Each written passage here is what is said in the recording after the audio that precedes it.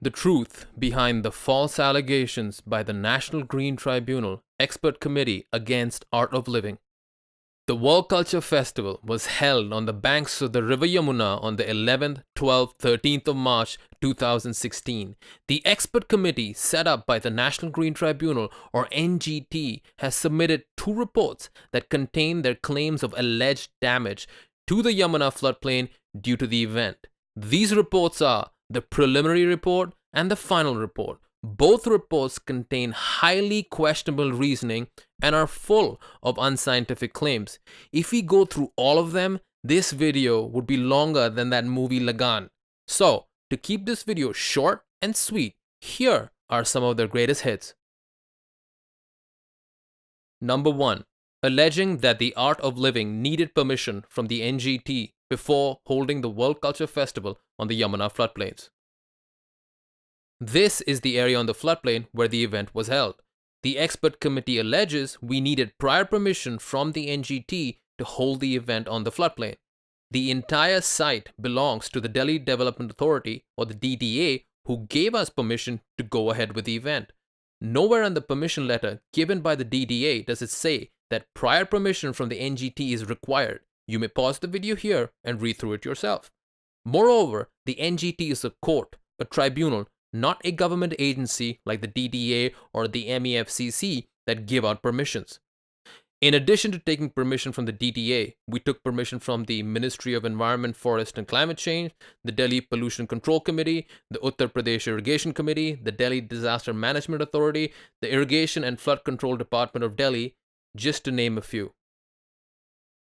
Number 2. Alleging presence of wetlands on the event site. Throughout both reports, the expert committee alleged the presence of wetlands on the event site. You may wonder, what's the big deal? Wetland, floodplain, wetplain, whatever, same difference. Not quite. By the Ramsar Convention of 1971, wetlands are protected areas, and any kind of gathering on a wetland is strictly prohibited. Being ecologically protected zones, they fall under purview of the NGT. But floodplains where public and religious functions can be held do not need environmental clearance. Luckily for us, the site where the World Culture Festival was held is not a wetland, nor does it contain any wetlands. How can we be so sure? Well, in addition to the fact that both reports produce no evidence to prove otherwise, here are a bunch of reasons why. The Survey of India is India's central engineering agency in charge of mapping and surveying. The Delhi Guide Map 3rd edition 1989, published by the Survey of India, describes the event site as extremely flat, without undulation, and devoid of any wetland and or enclosed water body. Next, in March 2011, the Space Applications Center ISRO published an elaborate document titled National Wetland Atlas.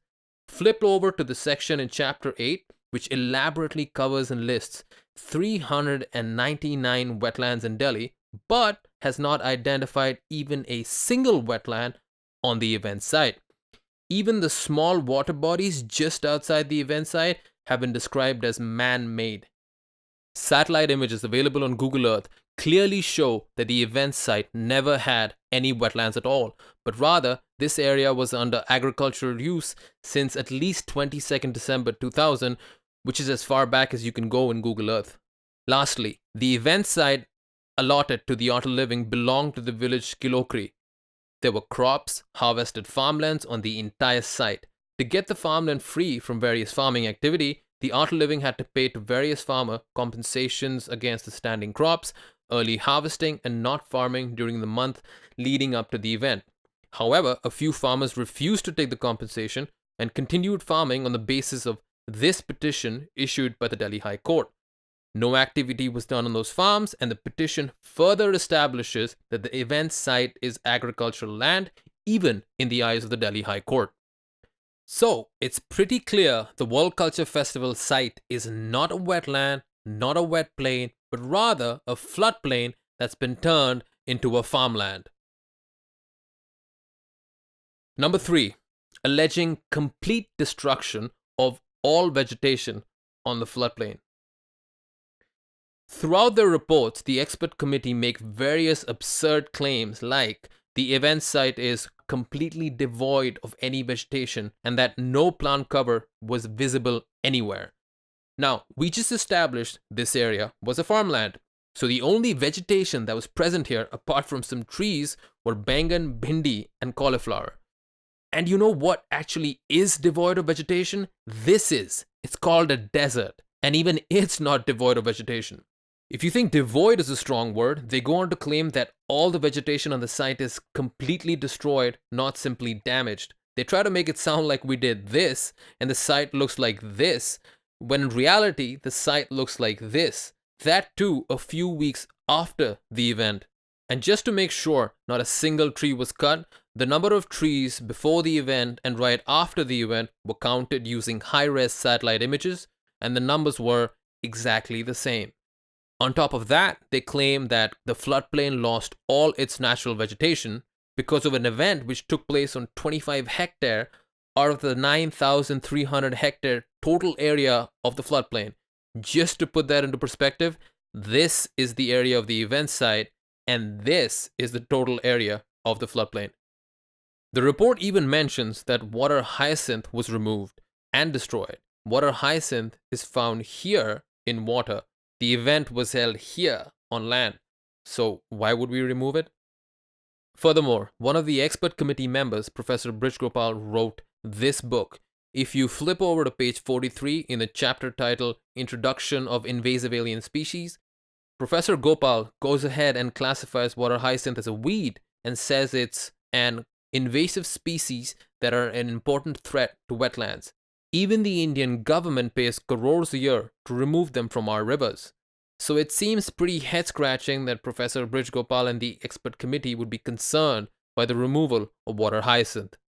Moreover, in 2013, a report titled Restoration and Conservation of the River Yamuna was written by 3 members of the expert committee, namely Professor Brijgopal, Professor C.R. Babu, and Professor A.K. Gosain. In this report, they state that the life-supporting potential of the river is lost. The river and floodplain ecosystems are lost. The stretch of the Yamuna where the event site is located has zero dissolved oxygen content, in which no life can survive, and that the floodplain biodiversity is lost. But in the restoration plans outlined by these same committee members in their final report, they state the need to restore fish, birds, plant life that was killed and destroyed by the event. How can we kill and destroy something that, according to the same committee members, were dead and hence never there to begin with? The expert committee go on to make even more absurd and self-defeating claims like, quote, total loss cannot be readily visualized and documented, and this is an invisible loss of biodiversity that cannot be easily assessed.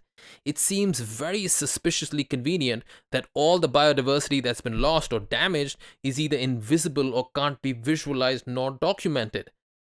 How do you see the loss if it's invisible? It's like someone claiming their house burned down, but there's no evidence to suggest it ever existed in the first place. Number 4. Alleging compaction and leveling of the floodplain. Throughout both reports, the expert committee alleged that the floodplains have been compacted and leveled due to the event. The expert committee have calculated an approximate cost of 29 crore to undo the imaginary compaction of soil by the 3-day World Culture Festival.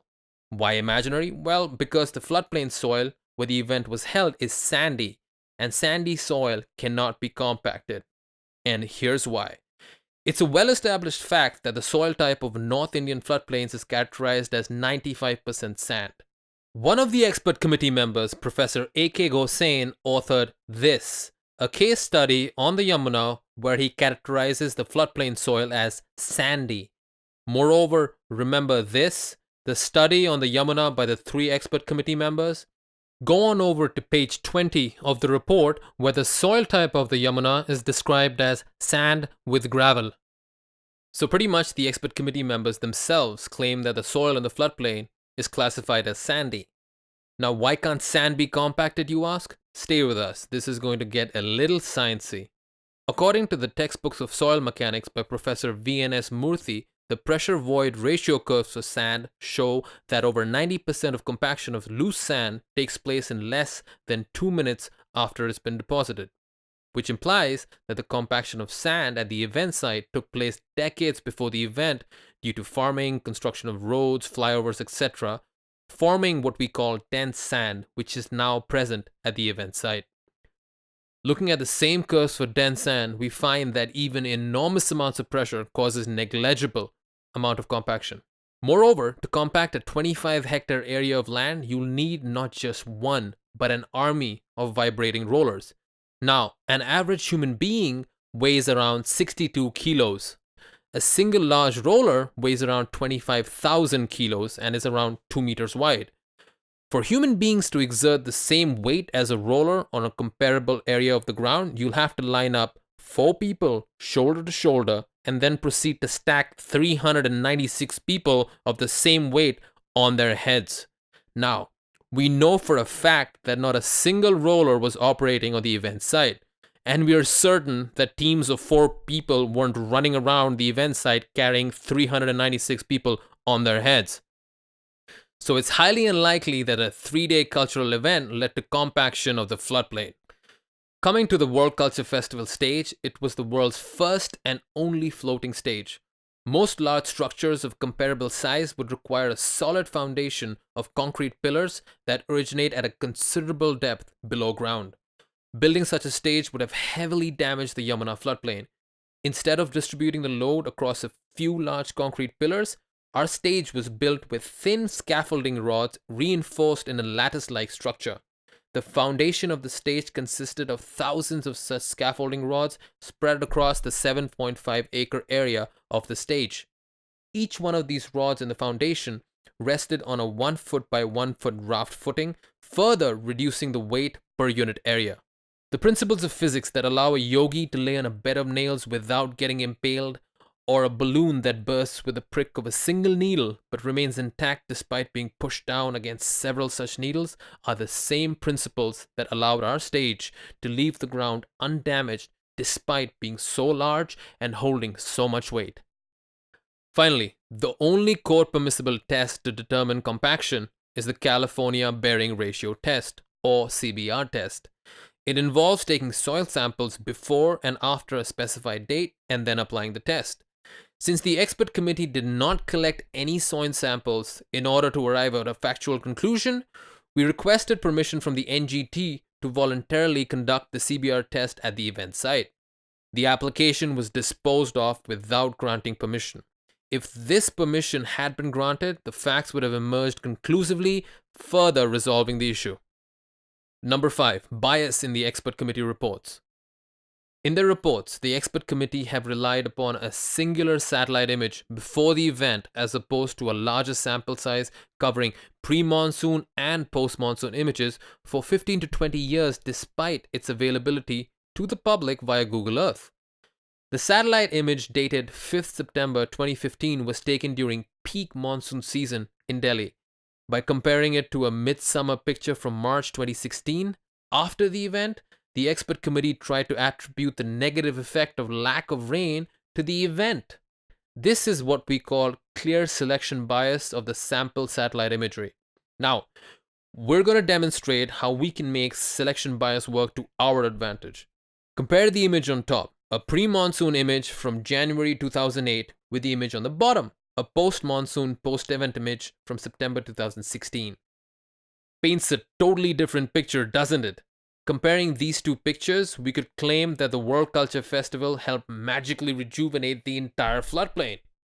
Scientifically speaking, selection bias is defined as the selection of individuals, groups, or data for analysis in such a way that proper randomization is not achieved, thereby ensuring that the sample obtained is not a representation of the situation which was intended to be analyzed.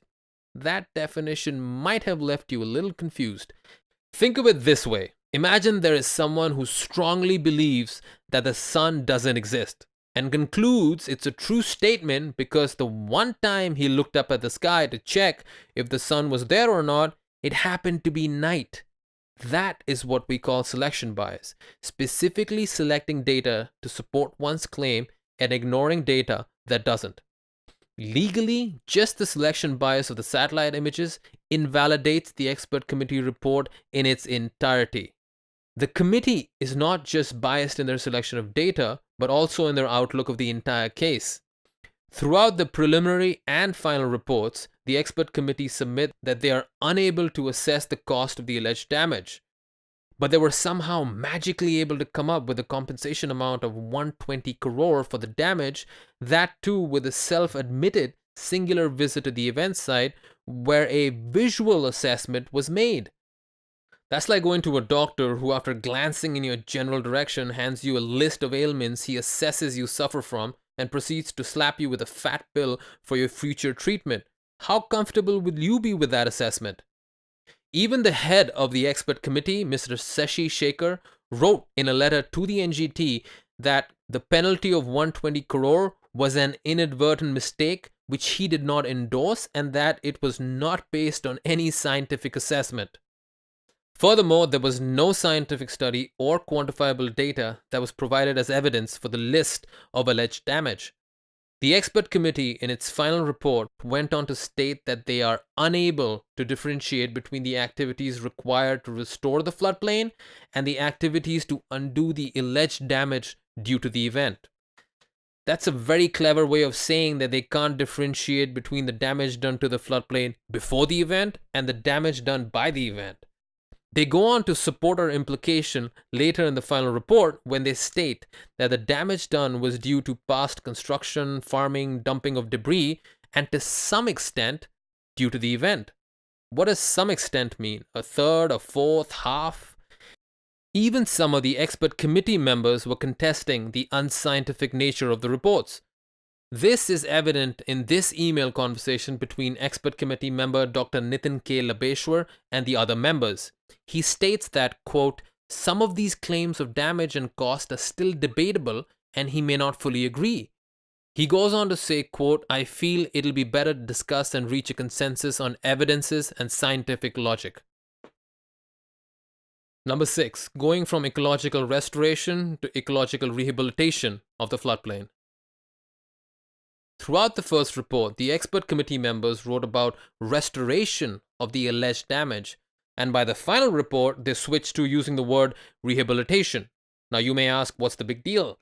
Restoration, rehabilitation, they sound like the same thing. Not quite. So first, let's understand the difference between restoration and rehabilitation in this context.